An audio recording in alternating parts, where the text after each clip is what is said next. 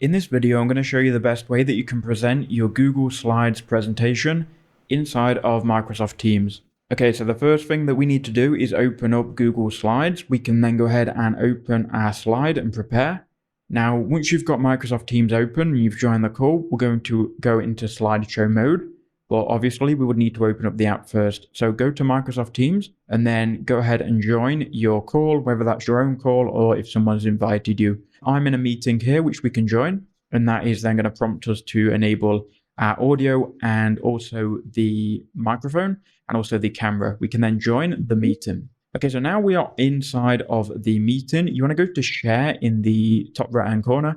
And then it's going to ask for which mode you want to use. I'm going to use the content only mode. And then you need to go window. And what I would do from here is choose the Google Slide window. That's then going to put your Microsoft Teams screen sharing onto that window.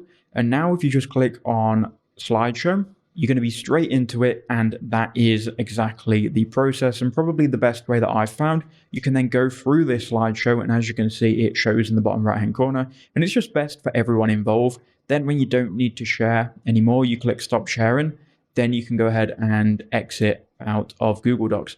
So this is probably the process I would use. Thank you for watching.